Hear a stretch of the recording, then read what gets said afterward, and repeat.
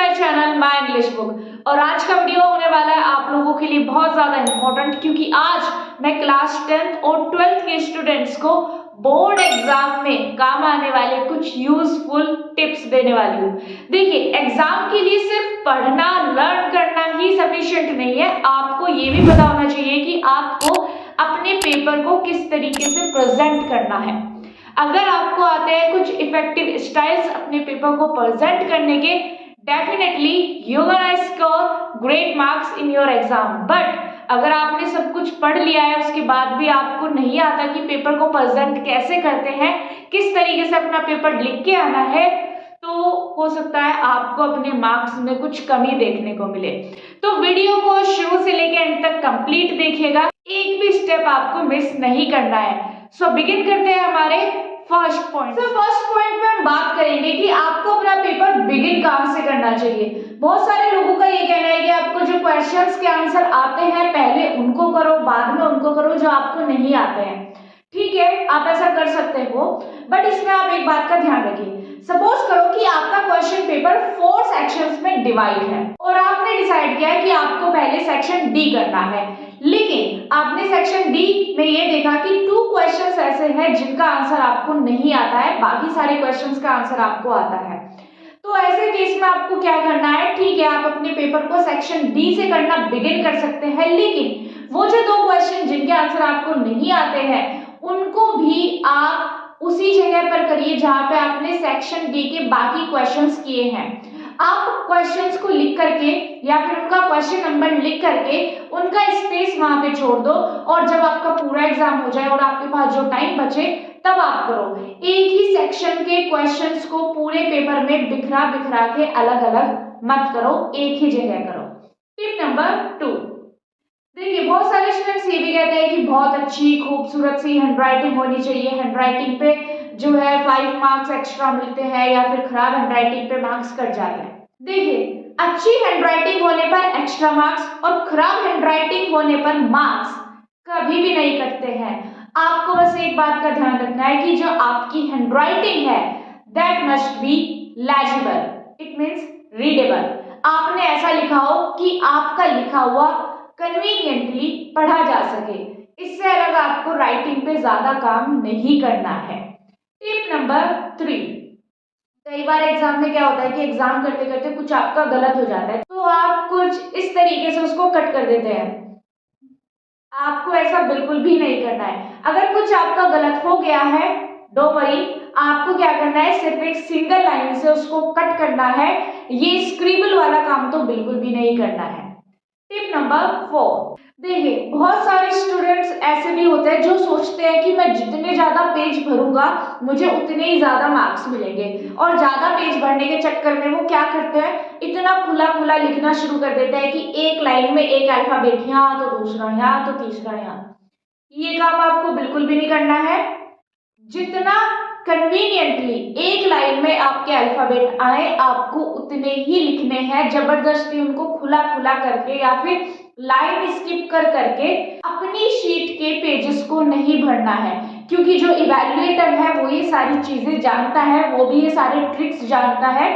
तो इस तरीके की आप जो है हरकतें ना करें। टिप नंबर 5 बहुत इंपॉर्टेंट है, ध्यान से सुनिएगा। देखिए, जब हम अपने आंसर्स को लिखते हैं तब हमारे आंसर्स में कुछ मेन पॉइंट्स होते हैं, ठीक है, तो अपने मेन पॉइंट्स को आप हमेशा अंडरलाइन करिए। ठीक है, अपने मेन पॉइंट्स को अंडरलाइन करना या फिर कीवर्ड्स को अंडरलाइन करना एक बहुत अच्छा इंप्रेशन छोड़ता है इवैल्यूएटर के ऊपर। इससे क्या होता है, इवैल्यूएटर को जो क्वेश्चन का आंसर होता है ना, उसको पूरा आंसर पढ़ना नहीं पड़ता इतना बड़ा, वो मेन की पॉइंट्स के थ्रू ही जो आपका आंसर है या जो एग्जैक्ट आंसर है वो उसको पता लगा लेता है। टिप नंबर 6, देखिए, ये जरूरी नहीं है कि क्वेश्चन पेपर में जितने भी क्वेश्चंस आए आपको उन सभी का आंसर आता हो। कभी कभी आपके साथ ऐसा होता भी होगा कि आपको किसी क्वेश्चन का आंसर नहीं आता है, तो ऐसे सिचुएशन में सबसे पहले तो आपको पैनिक नहीं होना है। दूसरी बात ये, आपको कोई भी क्वेश्चन स्किप नहीं करना है। आप क्वेश्चन को ध्यान से समझिए, उसमें क्या पूछा गया है और उससे रिलेटेड या फिर उस चैप्टर से रिलेटेड आप उसमें कुछ लाइंस लिख दीजिए, ठीक है, 5-6 लाइन या फिर जो भी क्वेश्चन में वर्ड्स कहे हैं उस वर्ड लिमिट के अकॉर्डिंग उसमें उस टॉपिक से रिलेटेड जो भी आपको पता है या फिर उस चैप्टर से रिलेटेड कुछ थोड़ा सा आप लिख दीजिए, लेकिन क्वेश्चन को पूरी तरीके से ब्लैंक बिल्कुल भी मत छोड़िए। Tip number 7 is about time management. देखिए, जब आप एग्जाम में जाएंगे अपना पेपर देने के लिए तो जाहिर सी बात है आपने प्रैक्टिस की हुई है, खूब सारी आपने स्टडीज की है, मेहनत की है, तो आपने उस समय सैंपल पेपर्स भी सॉल्व किए होंगे। तो ये वाला जो टिप है इसकी प्रैक्टिस आपको करना बेहद जरूरी है।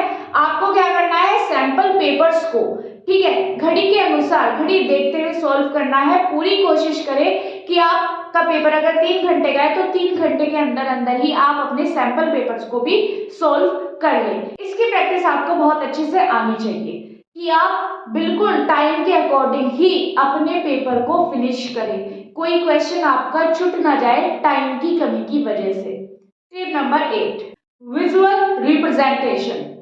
अगर आपके क्वेश्चन में कहीं पे डायग्राम बनाने का स्कोप है, कहीं पे आप डायग्राम बना सकते हो या फिर कोई और विजुअल बना सकते हो तो जरूर बनाइए, बिल्कुल भी इन्हें बनाने में कंजूसी मत करिए। ये भी एक बहुत अच्छा इंप्रेशन छोड़ते हैं इवैल्यूएटर्स के ऊपर। टिप नंबर 9, आपको क्वेश्चन में वर्ड लिमिट दी गई होती है, इस वर्ड लिमिट का बहुत ध्यान रखें।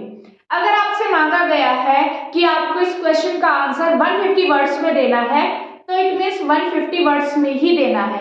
ये नहीं कि आपने सोचा कि मैं और ज्यादा और खूब सारे वर्ड्स में लिख देता हूं तो मुझे ज्यादा मार्क्स मिल जाएंगे, तो ये वाली मिस्टेक आप मत करिए। जितना आंसर आपसे मांगा जाए उतना ही आंसर लिखें।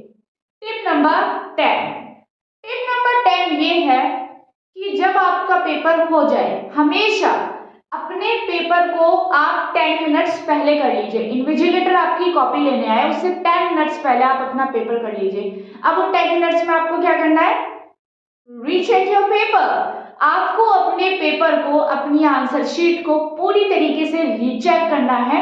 जब हम रीचेक करना बिगिन करते हैं हमें हमारी बहुत सारी मिस्टेक्स का पता चलता है, तो अपने लिए हमेशा लास्ट के 10 मिनट्स बचाकर रखें। 10 नहीं तो 7 या 8 मिनट्स आप बचाकर रखें अपने पेपर को रीचेक। तो स्टूडेंट्स, आई होप आपको मेरे बताए हुए टिप्स एंड ट्रिक्स पसंद आए होंगे, यूजफुल लगे होंगे और आप जरूर इनको अपने एग्जाम्स में फॉलो करेंगे, क्योंकि पेपर प्रेजेंटेशन एक आर्ट है और हर स्टूडेंट को ये आर्ट आनी चाहिए।